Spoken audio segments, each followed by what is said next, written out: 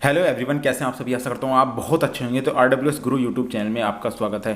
Guys, reasoning की super series हमारी चल रही है, तो अगला सेशन में लेकर आ चुका हूँ आपका पार्ट नंबर 2 हमारा जो है। और आशा करता हूँ आपको पार्ट नंबर 1 बहुत अच्छे से पसंद आया होगा और आपके समझ में आए होंगे सारे क्वेश्चन।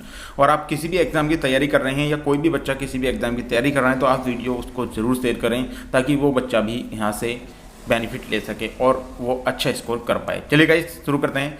देखिए, आज का हमारा पहला क्वेश्चन है। देखिए, ये क्वेश्चन है, आपको ऐसे क्वेश्चन जनरली एग्जाम में बन जाते हैं और बहुत सारे बच्चे इन क्वेश्चनों में कंफ्यूजन होने के कारण सवाल को गलत कर जाते हैं। लेकिन आज मैं आपको एक ऐसी ट्रिक बताऊंगा जिससे आप बहुत आसानी से इसको समझ पाएंगे। देखिए, 15 और 26 में वही अनुपात है, यानी कि इनका कहने का मतलब है, यानी जो चीज़ 15 में 26 में है, समानुपात का मतलब होता है बिल्कुल एक समान, ठीक है। और दोनों में वही चीज़ हमें प्राप्त करनी है। जो रिलेशन 15 का 26 से है वही रिलेशन हमें चाहिए इससे इसका। अब मैं यहाँ पे देख सकता हूँ, मुझे यहाँ कई तरीके से दिख रहा है। मैं पहला जो नियम यहाँ पे लगाता हूँ, मुझे पता है 15 दूनी 30 होते हैं और मैं 2 की इसमें गुना करके 30 और -4 इसमें से कर देता हूँ तो मुझे पता है 26 मुझे यहाँ पे प्राप्त हो जाता है। पहला नियम ये है। दूसरा नियम है, 15 में से यदि मैं -11 यहाँ पे +11 करता हूँ तो मुझे पता चल रहा है यहाँ पे 26 मुझे प्राप्त हो रहा है। अब मुझे इन दोनों में से कौन सा नियम फॉलो करना है वो नीचे ऑप्शन में हमें पता चलेगा।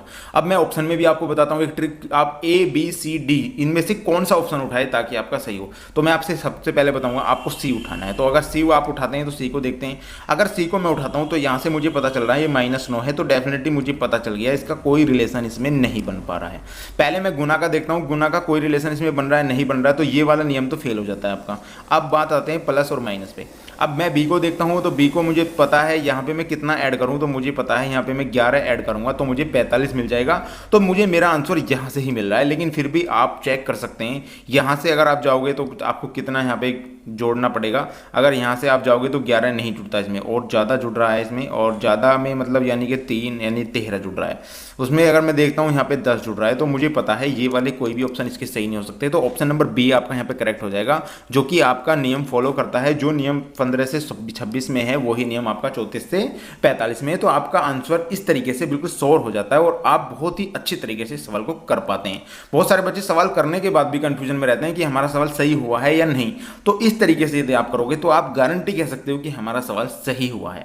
चलिए गाइस, नेक्स्ट क्वेश्चन चलते हैं। देखिए, नेक्स्ट क्वेश्चन है, बी तथा क्यों भाई हैं। ऐसे क्वेश्चन जनरली बन जाते हैं। बहुत ही सिंपल ट्रिक बताऊंगा आपको इसको मैं सोल्व करने की। तो बी तथा क्यों भाई हैं, तो डेफिनेटली आपको इस तरीके से कर लेना है। यहाँ पे क्यों कर देना है, यहाँ पे आपको बी कर देना है। ये दोनों प्लस का चिन्ह इस पे लगा लीजिएगा, क्योंकि प्लस यानी कि मेल हो गए और माइनस फीमेल हो गई। ये दोनों आपस में क्या है, भाई हैं भाई। यहाँ पे भाई लिखना है आपको, ये भाई है।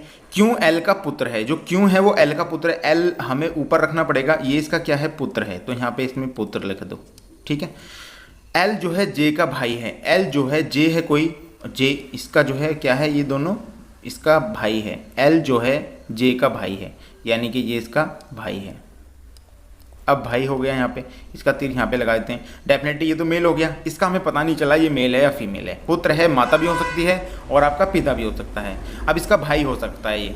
अब कह रहा है जी जो है एन का पुत्र है। जी जे जो है एन का पुत्र है। एन का पुत्र है जे, कोई एन है, एन को हम ऊपर लिख लेते हैं, यहाँ पे एन लिख लेते हैं। ये जो है इसका क्या है, पुत्र है, ये इसका पुत्र है, ठीक है। बी एन से किस प्रकार संबंधित है। देखिए, बी जो है एन से किस प्रकार संबंधित है। ये जो बी है ये एन से किस प्रकार संबंधित है। एन का ये क्या लगा, जिसके साथ से लगा होता है उसका मतलब होता है कि ये इससे क्या लगा। अब इसमें दो कंडीशन बन रहे हैं आपकी। अब ये दोनों भाई हो गए, ये इनका पुत्र हो गया। अगर ये इनका पिता होता है, ये इनका चाचा हो गया, और अगर चाचा की बात करें तो इनका दादा हो गया, यानी ये इसका पोता हो गया। डेफिनेटली ये होता है।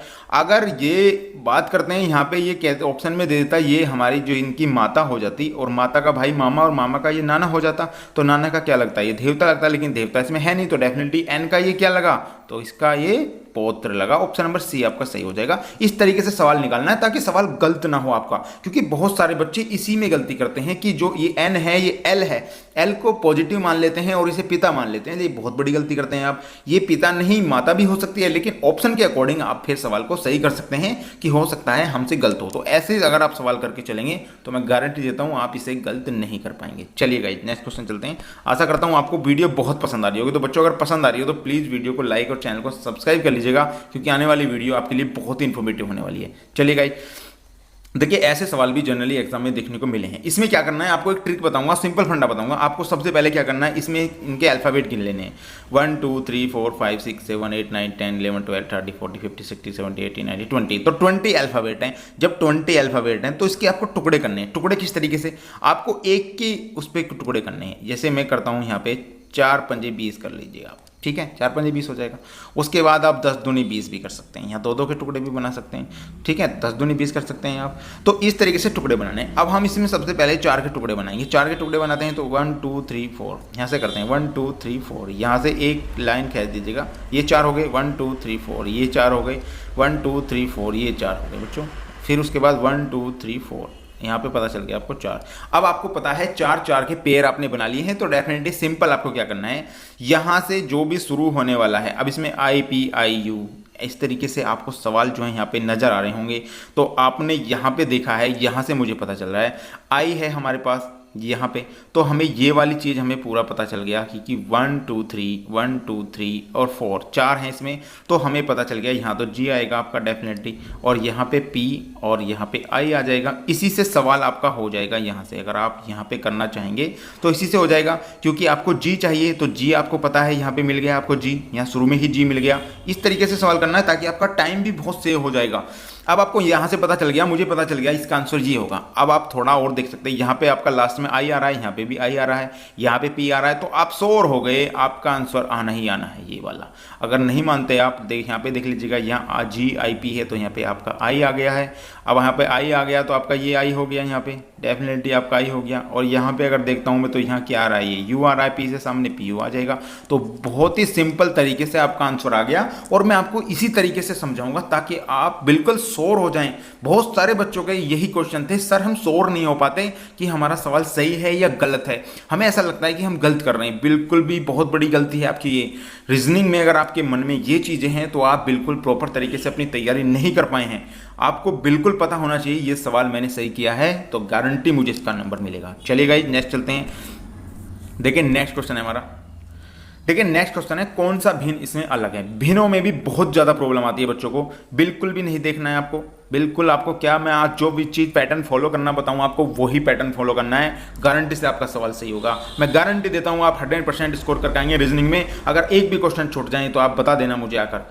देख लीजिए यहाँ पे आप ये देखिए, जब भी ऐसा सवाल आए आपको ये देखना है 3 चीज़ें सिमिलर होंगी, उनमें एक से समानता होगी, एक चीज अलग होगी। बच्चा क्या करता है, बहुत सारी प्रॉब्लम कर देता है, वो क्या करता है एक चीज अलग ढूंढता है, ठीक है, और उसे ही लगा देता है, और जो कि गलत हो जाती है। 3 चीज में सिमिलरिटी ढूंढनी है और चौथी चीज तो ऑटोमेटिकली अलग हो जाएगी, आपका आंसर हो जाएगा। चलो देखते हैं। यहां पे अगर मैं देखता हूं ये वाली चीज यहां पर है, अब मैं यहां से देखता हूं तो ये दो आगे चला गया है, ठीक है। और अगर मैं यहां पे देखता हूं तो ये वाला यहां पे और 2 आगे चला गया है, क्योंकि ये यहाँ पे था, ये 2 आगे चला गया है। फिर उसके बाद ये 2 आगे जाना चाहिए था, ये यहाँ आना था लेकिन नहीं आया। बहुत सारे बच्चे इसमें यही गलती कर जाते हैं, यही आंसर लगा देंगे कि ऑप्शन नंबर D हो गया गलत, क्योंकि ये वाली चीज़ें यहाँ पे गलत हो रही हैं। लेकिन नहीं बच्चों, ये आप गलत कर रहे हैं। अब आपको देखिए, अब इसको छोड़िए यहाँ पे, अब इन 3 को देखिए, इन 3 में क्या सिमिलरिटी है। मैंने यहाँ देखा कि ये वाली चीज़ यहाँ चली गई है, ये वाली चीज़ यहाँ चली गई है, और ये वाली चीज़ यहाँ आ गई है। अब ये मैंने देख रहा हूँ। उसके बाद मैंने देखा कि ये वाली चीज़ जो है यहाँ पे आ गई है, यानी एक दूसरे के विपरीत हैं ये एक दूसरे के विपरीत हैं।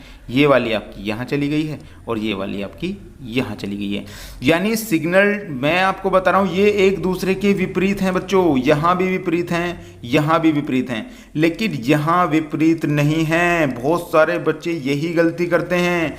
इसमें 100% मैं आपको बता रहा हूँ सभी बच्चों ने गलती की है। ये सवाल जब खुला था सभी का गलत था पेपर में, लेकिन उन्होंने ये चीज़ देखी थी कि ये वाली चीज़ यहाँ से ये घूम के यहाँ गई और हमने ये लगा दिया, और आपका ऑप्शन नंबर D लगा के आप बिल्कुल राजी होते हुए घर आ रहे हैं। घर आके पता चल रहा है आपको कि आपका सवाल गलत हो गया, तो आप यही गलती करते हैं। आपको ये गलती नहीं करनी है। अब तीनों सिमिलर हो गए आपके, ये तीनों सिमिलर बिल्कुल सिमिलर हैं, इनमें में कोई दिक्कत नहीं है आपको समझने में, तो चौथा तो अपने आप ही गलत हो गया। ऑप्शन नंबर B आपका सही हो जाएगा। गाइज अगर वीडियो पसंद आ रही हो तो प्लीज वीडियो को लाइक और चैनल को सब्सक्राइब जरूर कीजिएगा, क्योंकि ऐसे ही वीडियो मैं आपके लिए लेकर आता रहूंगा। तो गाइज ये थे आज के हमारे 5 क्वेश्चन, और आशा करता हूं आपको वीडियो बहुत पसंद आई होगी। पसंद आई हो तो लाइक जरूर करना। धन्यवाद।